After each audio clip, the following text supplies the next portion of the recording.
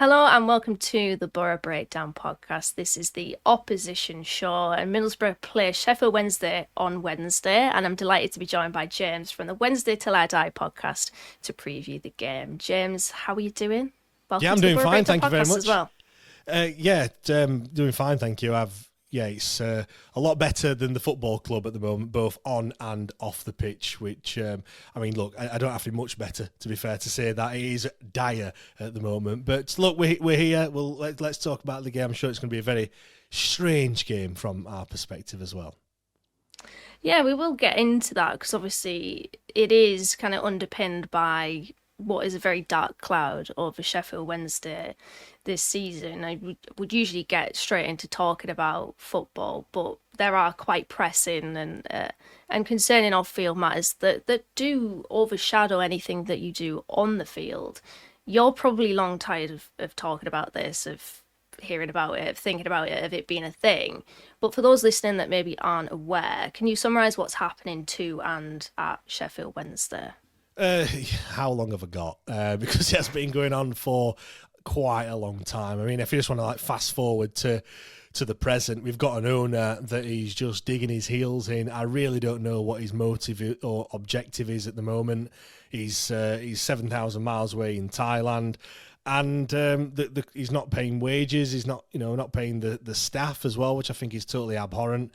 And he's now choosing not to pay the HMRC either. So, and it's not his first rodeo, but in doing this either. 5 out of the last 7 months, he's not paid the players, which is just absolutely ridiculous. For a professional football club of its stature, and it's got to the point where props to the Sheffield Wednesday Supporters Trust for stepping forward, and they've instilled boycotts and things, in terms of, you won't, anyone that's going to the game, well, first of all, you won't see many Sheffield Wednesday fans, but even if you did, they won't be wearing the blue and white shirt, certainly not from this season, because literally no one has bought it. I count on one hand the amount of shirts I've seen, and even then, the ones that I have seen might not have come from the official club shop either. So there's boycotts on that. There's the Not a Pound in the Ground initiative, which is as it states, not spending any money on any kind of concessions and things.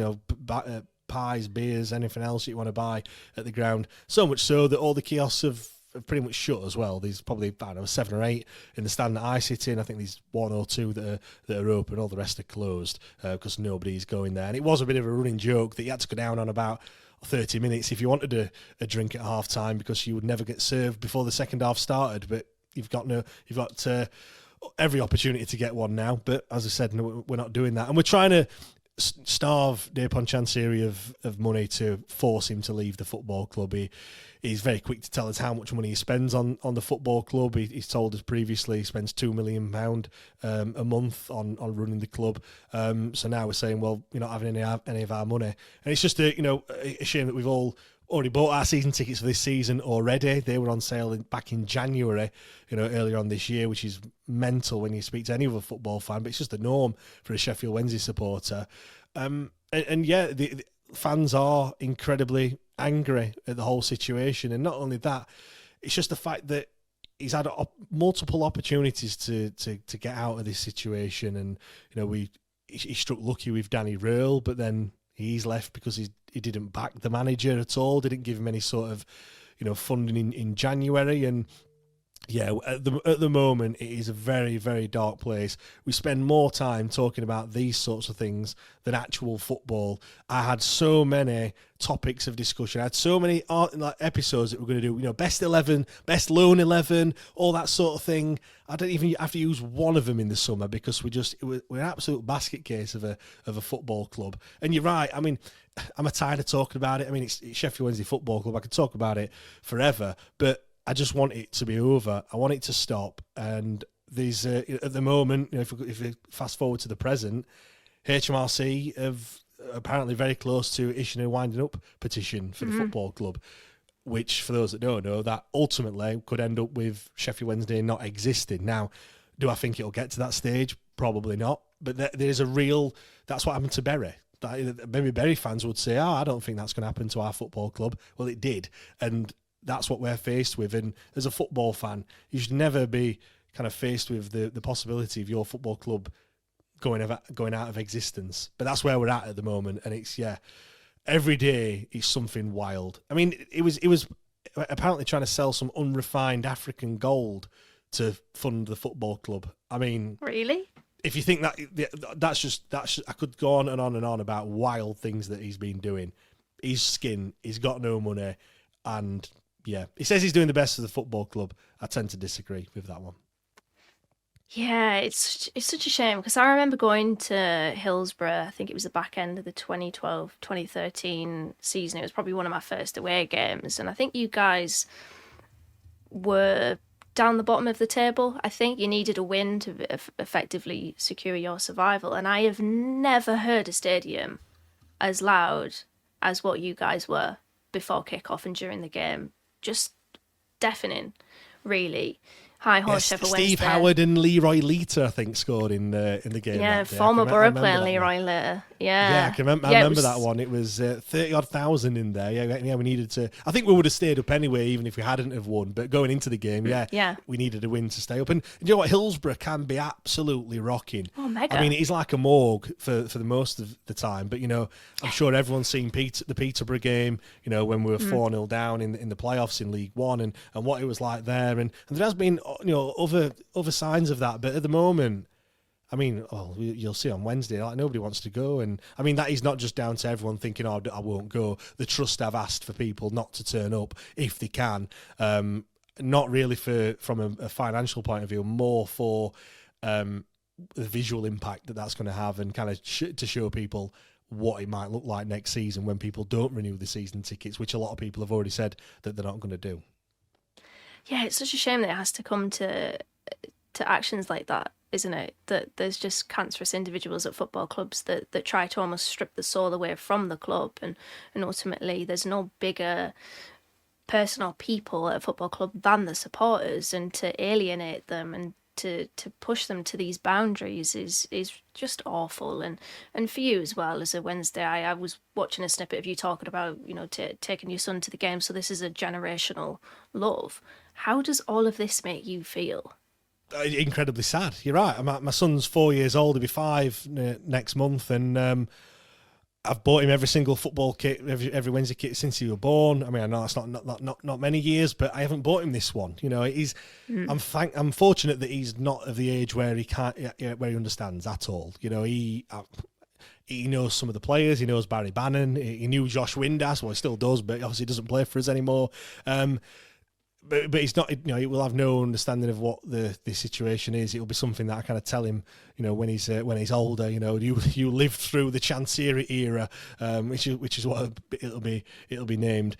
But yeah, I want to take him to the games, and I feel like I can't do that. I don't. And even if I could, I don't want to take him in this sort of atmosphere. Football's supposed to be enjoyable. Now, I know as a football fan, you can't guarantee that you're going to win every game. And there is that, are you going to win, lose, or whatever it may be. But just the whole atmosphere is just one of just disdain for the owner. I mean, I think it could be louder if I'm being honest, in terms of the chanting towards the chairman. But I think everyone's kind of set in their ways, and I think there's a lot of apathy amongst the fan base that's set in, and that's a dangerous emotion for a football fan as well. Apathy. It is. It really is. And you see people now. I'm not going until he goes. I'm just fed up with it all. And I get that, because obviously you get different football fans. Some that bleed blue and white, and that everything Sheffield Wednesday. They've got the duvet cover, they've got the border going round in the bedroom, all that, the curtains and the lot. And then you've got others that more casual football fans, and then you've got everyone in between. And the worry is that a lot of people are just going to think of something else to do on a Saturday at 3:00, and they might not come back. I mean, I hope they do. I can't wait for that first game where Depon Chancery has left. It'll be a full house, and the club shop will be absolutely rammed of people buying everything that they've refrained from doing. But the worry is, I don't know when that day is going to be, which is a real problem. Yeah, I hope for you that it's really soon. Sheffield Wednesday, massive football club, massive fan base, and yeah, this it's not right. It's not fair. Football is littered with people like Chansiri, unfortunately, and it has to be changed by the EFL. It has to be stopped. The fit and proper test has to be better than it is to stop this from happening again. We will talk about the football now. How are you setting up this season or recently under Pedersen?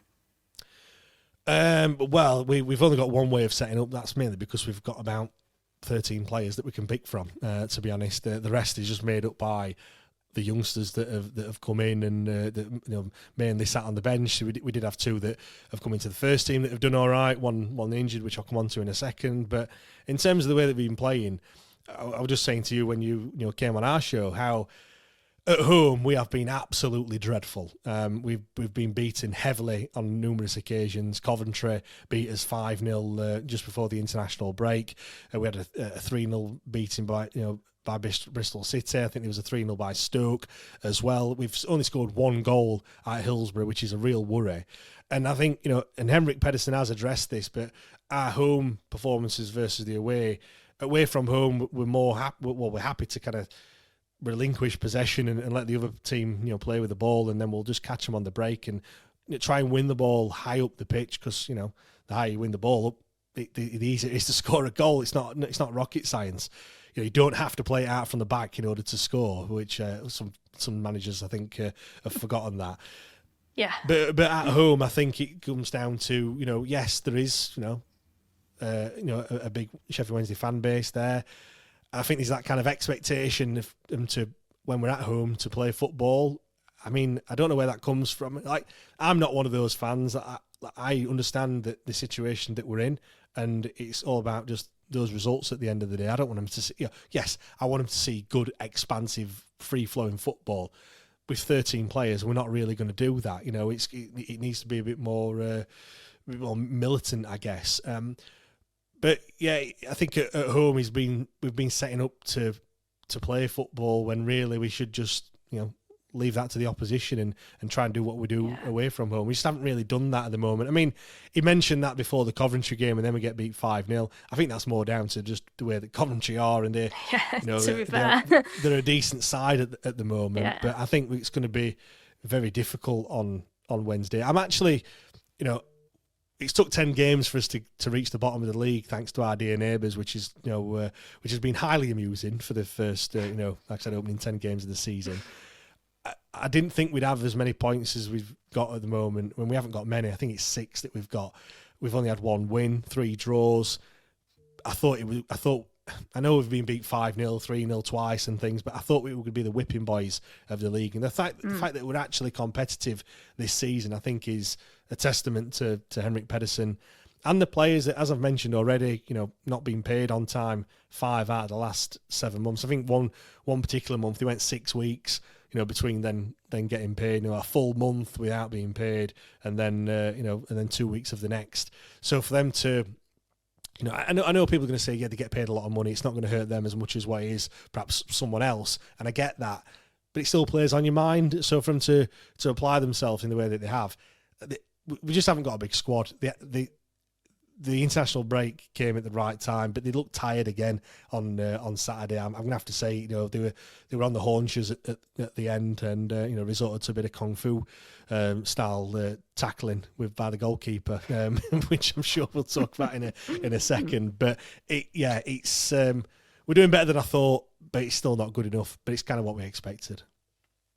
Yeah, I do believe out of adversity you see players and people step up, and sometimes, not all the time, but sometimes it's young players. Boro themselves found themselves in financial dire straits in 1986. That was a particularly low period of the club's history, and it thrust into the spotlight the likes of Gary Parkinson, Colin Cooper, Stuart Ripley. Tony Mowbray became captain at 22. Gary Pallister had only made his debut the season before at 20 and formed a defensive partnership with Mowbray that Boro fans still talk about to this day.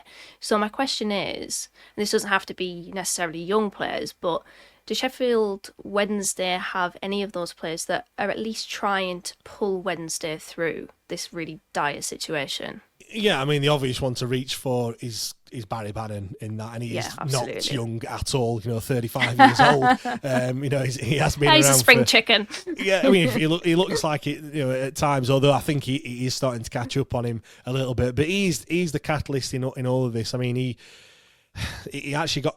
There was an option for us to extend his contract, and the club didn't actually take that option.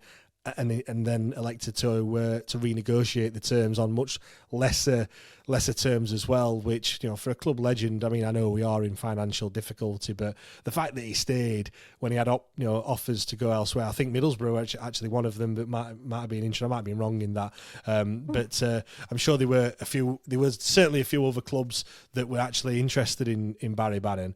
And yeah, the fact that he stayed is a great testament to what that guy is. In terms of some of the youngsters, we had Ernie Weaver, who unfortunately we won't be seeing again this season because he's picked up an injury, but he's one that came out of the academy and absolutely, threw everything at it. Died for the badge, as people might say, which is what you want to see from any player, really. George Brown is another one who again come out of the academy, which is it's strange because we don't have players coming out of the academy at all. We haven't had. I don't think since we've come out of the Premier League, we haven't had any player come out of the academy and then go on to play in the Premier League. Obviously, we've not been there, but they've not gone on to bigger and better things. They come out of the academy, they go into National League. Like literally, it's really poor. Yeah.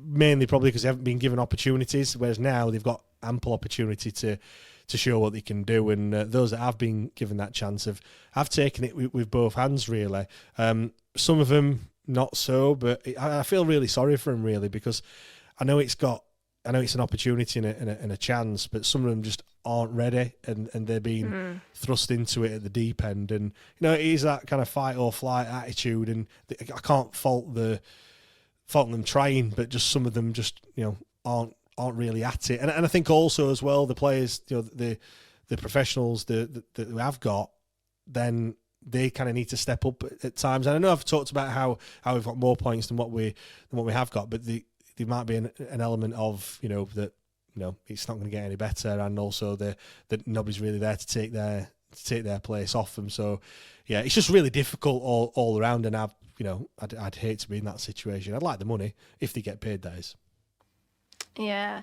Talk to me about Harry Amass then at left wing back. I've read and heard good things about him. Has he been one of your better performers this season so far? Yeah, he's been fantastic. He was one of our only 2 signings that we made in the summer, mainly because we couldn't make any.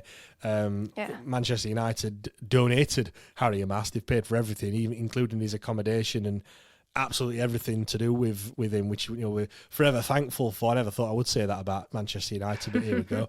But no, he's brilliant. He's defensively he's not fantastic. I mean, we conceded a goal against Birmingham where he kind of shirked he bottled it basically, and perhaps should have put his laces through it, and they ended up scoring. But technically, wonderful. In fact, you can tell he's come from Manchester United in the way that he plays. He just looks so calm and composed on the ball, and you can give it to him in a tight space, and he'll probably end up coming away with it. I feel like he would shine in a better squad than the one that he's with. If he had players around him that were of a similar ability, I think like most players, it makes them look better as well.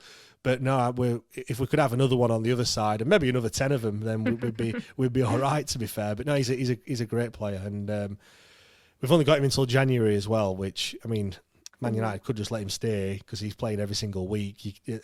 From a development point of view, you can't really ask for anything else other than that. However, I feel like some better sides might be taking a look at him as well. Yeah. Is there anyone else from a Sheffield Wednesday persuasion that you kind of want to mention for praise ahead of this game? Certainly not the goalkeeper, because he's going to be suspended. And I read a comment which made me laugh. How it said that it's only a 1-match suspension that he's got, and they were saying, can the FA extend it to 3? He's been doing well then. Yeah, I mean, we're forever thankful for. I mean, Ethan Horvath was the other player that we signed on an emergency loan, and we're now looking to get an emergency loan to cover the emergency loan, which is highly embarrassing. But no, another player to look at, I've already mentioned him, would be George Brown. he's got 2 goals to his name already. He hasn't scored at Hillsborough yet. Both his goals have come away from home, but he's one that he offers a little bit different as well. He's only a young lad. I think he's 19, but he can hold the ball up when needed, and he's got quite a slight frame as well, so you wouldn't really expect it. And he'll look to, pick the ball up, offload it with his back to goal, spin, and try and get in behind if he can.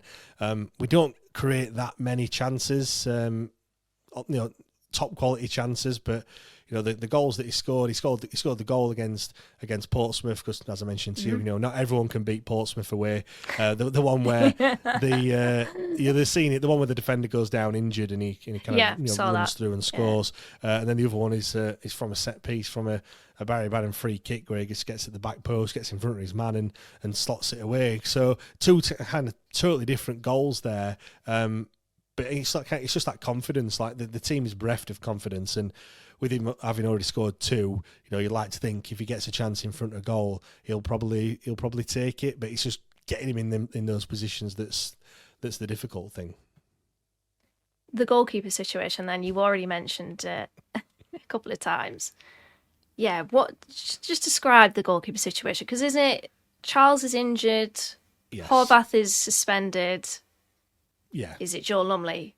Is it Joe Lumley? It could be. It looks like it's going to be Joe Lumley, which that's hilarious. Yeah, I've not heard very good things about him at all. But having said that, Ethan Horvath didn't have good things said about him either. I mean, do you know what? Pierce Charles, what a fantastic goalkeeper he is. I know that means absolutely nothing, but maybe for the return fixture at your place, I think it was in goal in that. Maybe it might have been. It was the 2-1. Yeah, at Hillsborough. The 2-1 defeat of that was a horrible game for us, by the way. My God.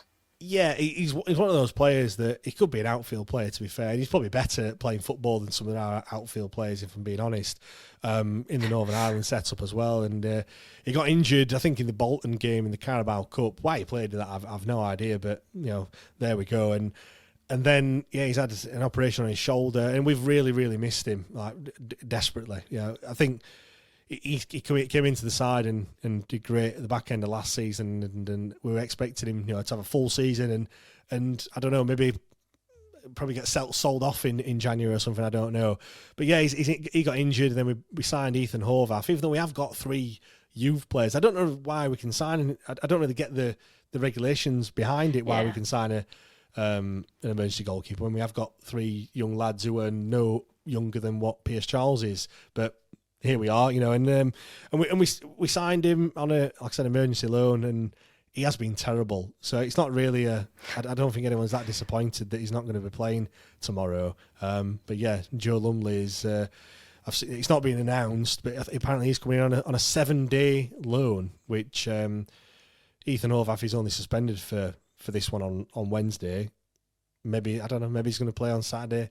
Who knows? I mean, it's sod's law that he'll probably keep a clean sheet now on Wednesday, and strange things have happened. But no, we are in a mess. We are in such a mess at the moment. Like I mentioned, we've only got 13, full professional footballers on the books. Dom Iorfa went off injured on Saturday with what's a dead leg. Now, whether he's going to be fit, he's going to be, we'll have to wait and see. It's just a real problem. The squad depth. We look to the bench and we just haven't got anyone there, like really anyone to change the game at all. And I think shoot on site maybe on Wednesday for any of the Boro players. Oh, yeah, I would like to hope that they do. Joe Lumley, I know that you won't want to hear this, but he's probably one of the worst goalkeepers I've seen for Middlesbrough Football Club. A couple of seasons ago under Chris Wilder, I think it was. Or was it Warnock? It was both. No, it was Warnock. No, it wasn't. It was. We've had so many bad goalkeepers. It was Bettinelli and Archer under Warnock. It was. We've actually had good goalkeepers in the past. Kieran Westwood is one. Yeah, Kieran Westwood. I remember him. Lee Grant was a great goalkeeper. David Lucas when we were down in League One. We have actually, Kevin Pressman. If you want to go even further back for perhaps your older listeners. So we have actually been blessed with decent goalkeepers, but this isn't one of them. Yeah, you've got 2 pretty bad ones there, and Ethan Horvath and Joe Lumley. I mean, when I saw that earlier today, I thought, is that a parody? Surely it's not Joe Lumley, because don't know. I don't know whether I'm quite happy with that we're facing him, or quite unnerved that we're facing him, because we've got this thing, or I like to call the Simon Eastwood effect, because we played, I can't even remember who it was now, but Simon Eastwood was the goalkeeper for Blackburn, it was, and he was the number 2 goalkeeper for them. He came in as the number 1 for a game, and he saved literally, genuinely every single shot on goal. And so now, if a goalkeeper comes in that isn't necessarily the number 1, I am already expecting them to do a Simon Eastwood, so I'm expecting Joe Lumley to do that on Wednesday night. I mean, hopefully not. He's a honking goalkeeper, though, James. I feel for you. I think the other problem is, though, it's the goalkeeper, but you've also got to look at the defence as well, and it changes every single week, just more out of desperation than anything else. And we just, we're shipping goals left, right and centre. Another 2 goals conceded at the weekend, 5 before the international break. I think we've conceded the most goals in the league so far. I can't see anyone else conceding any more. It's just the number of shots that we're giving up. It's a real problem, and couple that with not a great goalkeeper either. It's always going to be a problem. Fill your boots, Boro. Fill your boots. Lumley's in goal. What's your score prediction for the game then, James, before we wrap up? Can I have 2, Dana? Can I go with my head and my heart? Yes. Because I can't. Yes, you absolutely can. My head is that we're going to get absolutely battered on Wednesday.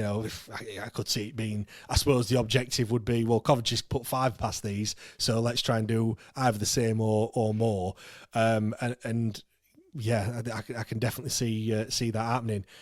In terms, with my heart, maybe we could scrape a draw. I mean, a 0-0, like really frustrate you. And that's all we've got to do. I say all we've got to do.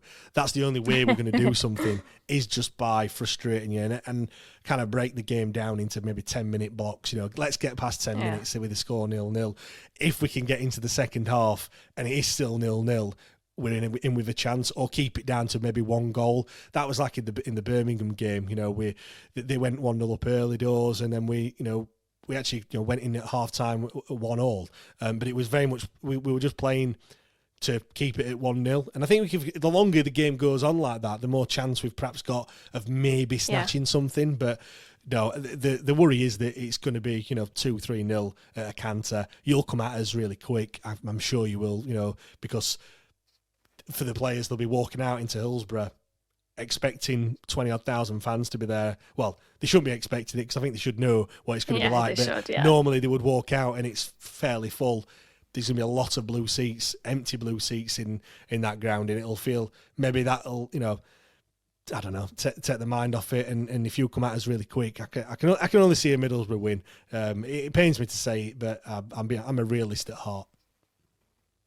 Yeah, I get that completely. If you're watching or listening, please put your score predictions in the comments. If you get it right, you will get a shout out on the next show. Well done to Mike, Owen and Steve and Nat in Thailand for correctly predicting Boro 2, Ipswich 1. I think I said on your show 2-0 Middlesbrough, and yeah, we just need to keep our good run going. It was, I say good run going. We bounced back from defeat against Portsmouth, against Ipswich. We need to hope that we continue that and spark a bit of a run, because we want to keep pace with the top of the championship. We want to keep pace with Coventry City.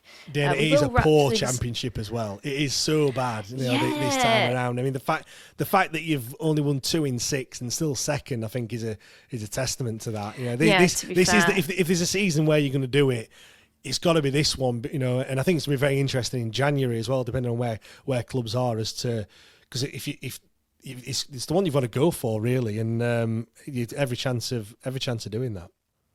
Yeah, with the parachute payment teams stuttering somewhat, I think it's an open floor for the seeded batch, as Ali from NTT20 podcast calls it, to ascend, and hopefully it's a different cluster of teams that get promoted and not just the bog standard teams that have been relegated from the Premier League.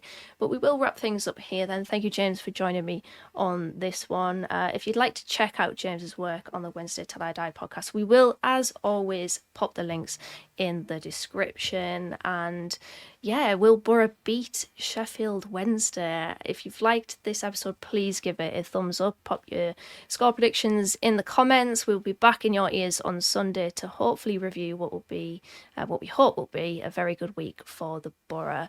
But yes, take care and of the Boro Breakdown.